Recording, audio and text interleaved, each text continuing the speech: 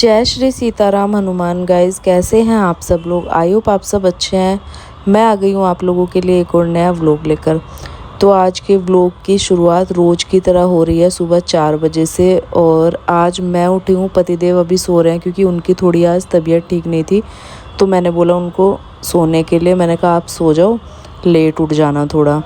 वैसे तो वो उठ ही रहे थे लेकिन मैंने मना कर दिया फिर, तो वो सो रहे हैं। मैं उठ के बाहर आई और गाइस रोज़ की तरह आप लोग बोलोगे कि बोर कर देती है, लेकिन ये टाइम जो है ना इतना ज़्यादा अच्छा होता है सुबह का ब्रह्म मुहूर्त में उठना। एक बार सुबह आलस त्याग के एक बार आप उठ के देखो, आपको खुद फील होगा कि ये कितना अच्छा टाइम है और आप क्या खो रहे हो अगर आप नहीं उठ रहे हो इस टाइम पे। ये साधारण टाइम नहीं होता है गाइज़। अगर आप किसी के भक्त हैं या किसी को गुरु मानते हैं तो आप उनके प्रवचन सुनो। वो भी कहते हैं, ऋषि मुनि भी पहले कहते थे कि ये बिल्कुल भी साधारण टाइम नहीं होता है। अगर आपका कुछ सपना है ना, अगर आपको उस सपने को पूरा करना है तो यही टाइम है जिस टाइम पे आप उठ के अपने सपने को पूरा कर सकते हो। और ये टाइम मुझे थोड़ा सा लगा जानने में, लेकिन जब से हम लोगों ने ये चीज़ जान लिया है और हमने ये रूटीन बनाया है तब से हमें भी फील होने लगा है कि अगर कुछ पाना है ना तो उसके लिए कुछ ना कुछ तो खोना पड़ेगा। तो सबसे पहले अपनी नींद का त्याग करना सबसे ज़्यादा ज़रूरी है, क्योंकि अगर आपका कोई सपना है तो आप तभी पूरा कर सकते हो।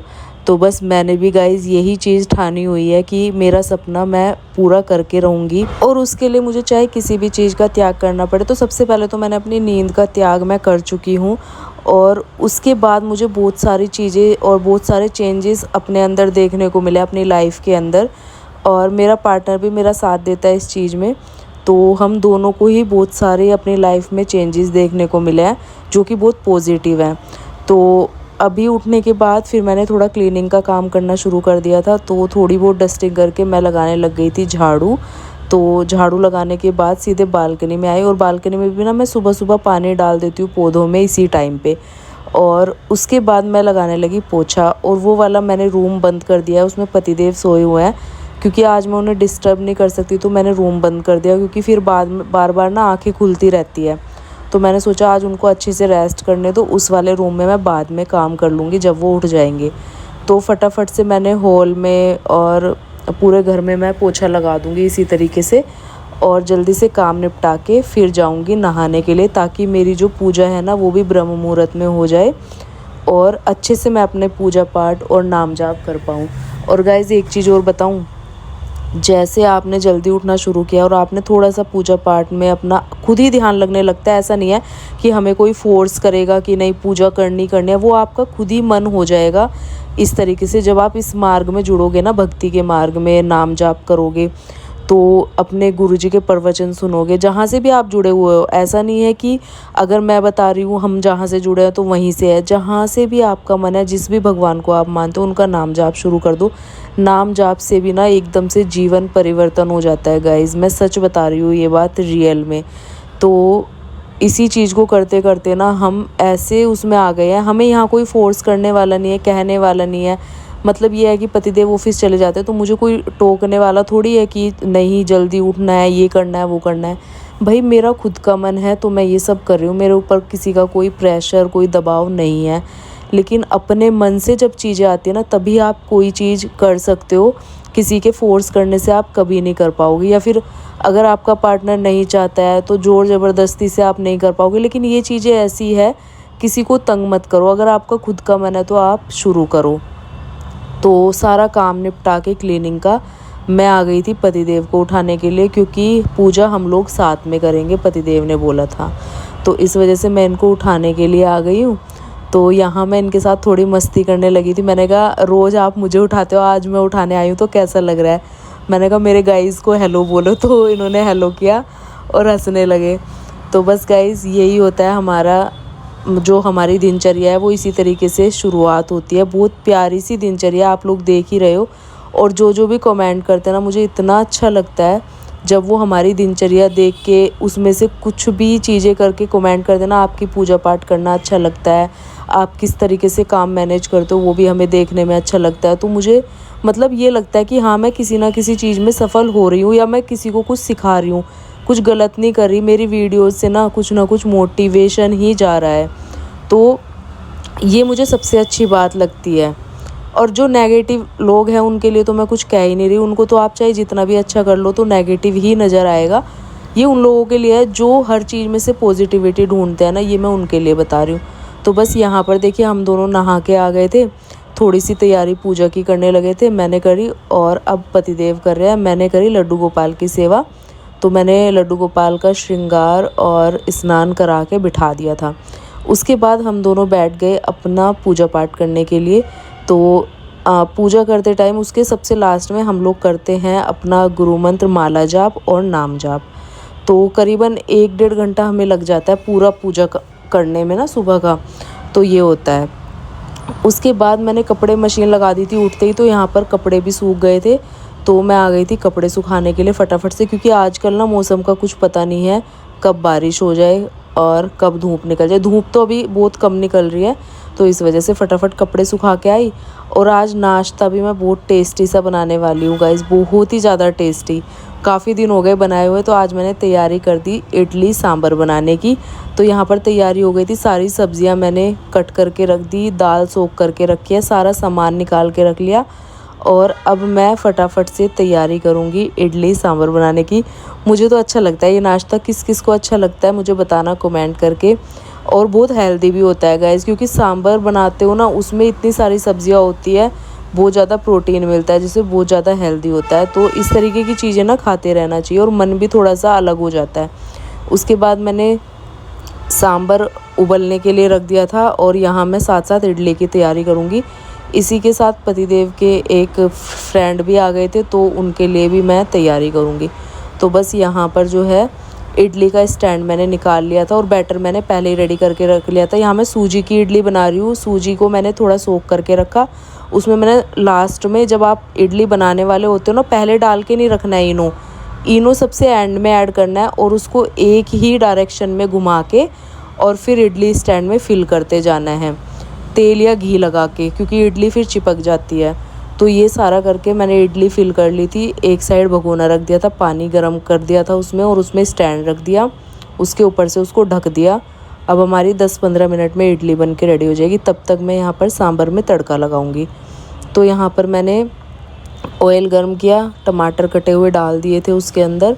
और पता है गाइस, पता नहीं क्या ही हो रहा था, कहाँ मेरा दिमाग था, मैं इसमें ना राई और कड़ी पत्ता डालना भूल गई। लेकिन मैं बाद में तड़का लगाऊंगी, क्योंकि पहले या तो पहले लगा दो या फिर बाद में लगाना पड़ता है। अभी तो मैं डाल नहीं सकती, कच्चा रह जाएगा।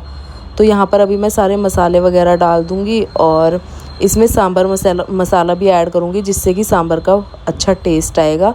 थोड़ा खट्टेपन के लिए आप इमली का पानी भी ऐड कर सकते हैं, लेकिन मैं ज़्यादा नहीं करूँगी, क्योंकि हमारे गले में ना अभी थोड़ी दिक्कत है इस वजह से। और थोड़ा थोड़ा सा नींबू ऐड कर दूँगी, जिससे कि टेस्ट थोड़ा सा आ जाए। तो यहाँ पर मैंने इसमें सांभर ऐड कर दिया और लास्ट में मैं इसमें तड़का लगाऊंगी राई का और कड़ी पत्ते का।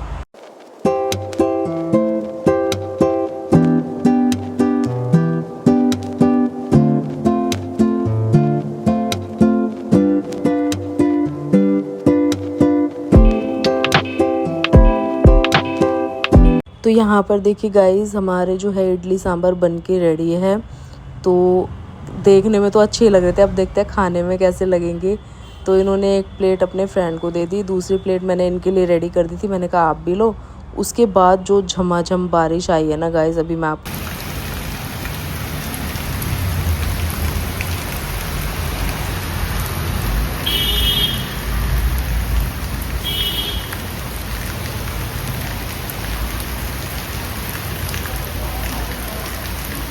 और कल की तरह जो है मेरे कपड़े बच गए, मैंने पहले ही हटा लिए थे मौसम बनते ही। पहले ही पता चल जाता है ना, थोड़ा अंधेरा सा होने लगता है, तो मेरे को लग गया था, मैंने कहा मौसम बन गया, तो मैंने कपड़े सारे हटा दिए थे फटाफट से। और उसके बाद देखो क्या झमाझम बारिश हुई है। लेकिन अच्छा, अभी गर्मी बहुत ज़्यादा हो रही है, इतनी ज़्यादा उमस हो रही है ना, जैसे ही बंद होती है बारिश तुरंत इतनी उमस होती है। और मेरे को तो पता नहीं क्या ही है, सर्दी में सर्दी ज़्यादा लगती है और गर्मियों में गर्मी बहुत ज़्यादा लगती है। तो ये मेरे साथ है। उसके बाद लेकिन अभी मौसम बहुत अच्छा हो गया था, और इस मौसम में ना गाइस पेड़ पौधे इतने मस्त हो रखे हैं ना अभी, बहुत ही ज़्यादा। अब देखो मैंने आपके सामने ये सारे प्लांट्स लगाए थे तब ये कैसे थे और अभी कितना ग्रो कर लिया, बहुत ज़्यादा छोटे छोटे से लगाए थे। तो यहाँ पे प्लांट्स बड़े अच्छे से ग्रो करते हैं, थोड़ा सा बस केयर की ज़रूरत होती है। केयर तो मैं डीएलएफ में भी करती थी, लेकिन वो बात नहीं थी वहाँ पानी वानी में ना। यहाँ पे बहुत अच्छे से ग्रो हो रहे हैं सारी चीज़ें।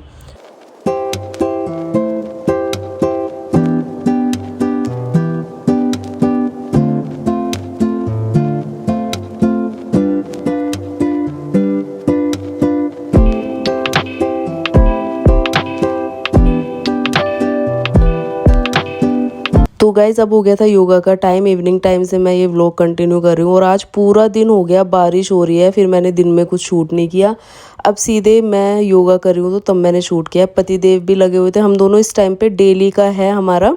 सुबह ये हो जाता है कि सुबह थोड़ा कम हो पाता है, वैसे भी काम हो जाता है, लेकिन हमने इवनिंग का बना लिया है। 1-1.5 घंटा हम लोग योगा करते हैं दोनों, और दोनों साथ में करते हैं ना तो एक दूसरे को मोटिवेट भी करते रहते हैं साथ साथ। और कुछ ये मुझे सिखाते हैं, कुछ एक्सरसाइजेज मैं इनको सिखाती हूँ, तो इस तरीके से हम लोग करते हैं। और मेरे पास कमेंट भी आया था इस चीज़ के लिए कि आप इस चीज़ के लिए ना हमें बताओ पूरा कि आपने कोर्स लिया हुआ है या आप खुद ऐसे ही करते हो। तो मैं गाइज़ बता दूं, मैंने बीच में काफ़ी कोर्स लिए भी हैं और किए भी हैं मैंने, लेकिन बीच में फिर मेरी तबीयत ख़राब हो जाती थी, तो उस टाइम पे पहले की बात बता रही हूँ, तो उस टाइम फिर छोड़ना पड़ जाता था। अभी मैंने 1-1.5 महीना फिर लिया है, 1-1.5 महीने का कोर्स करके। उसके बाद अभी मुझे इतना आइडिया हो गया है तो मैं खुद कर लेती हूँ सारी एक्सरसाइजेज। मतलब जब मैं डेली करते हैं तो फिर आ ही जाता है, और फिर इतनी सारी वीडियोज़ वगैरह रहती है सोशल मीडिया पे, यूट्यूब पे, इंस्टा पे, आप लोग देख सकते हो, तो उसमें से एक्सरसाइज देख के आप कर सकते हो अपने हिसाब से, तो भी अच्छे से हो जाता है। बस क्या है ना, एक तो कंसिस्टेंसी रखनी है और करना ही करना है चाहे कुछ भी हो, और थोड़ा सा अपनी डाइट का ध्यान रखना है, तो वो सारी चीज़ें हैं। तो योगा हमारा हो गया था, उसके बाद मैंने सोचा आप लोगों के साथ कल वाली जो कुर्ती है वो शेयर कर देती हूँ। मतलब जो ड्रेस है पार्टी वियर, गाइज इतनी प्यारी ये ड्रेस थी ना, आप लोग खुद देख लो। इसका कलर और डिज़ाइन तो मुझे इसका इतना प्यारा लग रहा है ना, एक तो जो इसकी बाजू का डिज़ाइन है और जो गले का डिज़ाइन है वो बहुत प्यारा लग रहा है। और ये 3 सेट है, एक इसके अंदर कोटी है, ऊपर से ये पूरा कुर्ता है, और फिर एक इसका प्लाजो है। और मैंने ये वियर किया ना गाइज, इतना सुंदर लुक दे रहा था ये। इसमें बहुत सारे कलर आपको मिल जाएंगे, मेरे को यही ज़्यादा अच्छा लगा तो मैंने यही मंगवा लिया। बहुत ही प्यारा है। और मीशो पे तो आजकल आप लोगों को पता ही है कि धूम मची हुई है, और अभी तो सेल भी चली हुई है क्योंकि फेस्टिवल आ रहे हैं। तीज का फेस्टिवल है, राखी का फेस्टिवल है, तो बहुत ही आपको रीज़नेबल प्राइस में मिल जाएंगे। अभी तो एक चीज़ के साथ ना एक फ्री भी मिल रही है, अगर ऑफ़र है ना, बहुत सारे ऑफ़र ऐसे चल रहे हैं। तो गाइज़ ये था नेक्स्ट, और तीज आने वाली है, हरियाली तीज। तो हम लोग आ गए थे गांव में तीज मनाने के लिए, हमें दीदी की कोतली भी देनी थी, तो हमने सोचा कि गांव में चलते हैं और दीदी की कोतली भी देंगे। आस्था आई हुई है, उनकी भी पहली तीज थी ये, तो इस वजह से हम लोग आ गए गाँव में। तो यहाँ पर गाँव में तो पहुँच गए थे हम 1-1.5 घंटे का सफ़र करके, और बिल्कुल अभी पहुँचे थे। अभी मैं व्लॉग कंटिन्यू कर रही हूँ ये वाला, और पीछे सारा सामान रखा हुआ है जो दीदी का लेके जाना है। और 2 बैग हो गए थे सामान के, तो थोड़ा सामान हमने सोचा कि बीच में स्टॉप लगाते हैं। वैसे तो हमारा पहले था कि सीधे दीदी के यहीं जाते हैं, तो लेकिन फिर हमने सोचा कि सामान रख देते हैं, बहुत ज़्यादा सामान है। मौसम भी ख़राब हो रखा था एक बार तो बीच में, लेकिन अभी मौसम ठीक हो गया था। फिर हमने अपना सारा सामान वगैरह निकाला, घर के खिड़की वगैरह खोले। मैंने कहा जब तक हम कल सुबह तक दीदी के यहाँ से आएंगे तो सब जो है ठीक हो जाएगा, यहाँ का हवा पानी कमरे के अंदर का।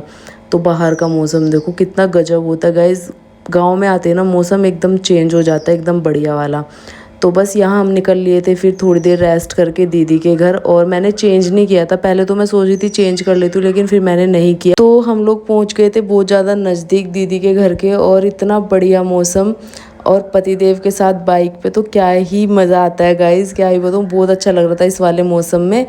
और अभी पहुंचने वाले हैं दीदी के घर, और वहाँ तो मुझे घूंघट वूंघट दीदी करवाती ना, मैं करती हूँ उनके घर शुरू से ही। तो बस अभी पहुँचते हैं। तो हम पहुँच गए थे दीदी के घर, ये है बिट्टो, और पतिदेव बैठ गए थे दीदी के ससुर जी के पास। मैं पैर छू के आ गई थी अंदर, और यहाँ पर मैं बैठी हुई थी।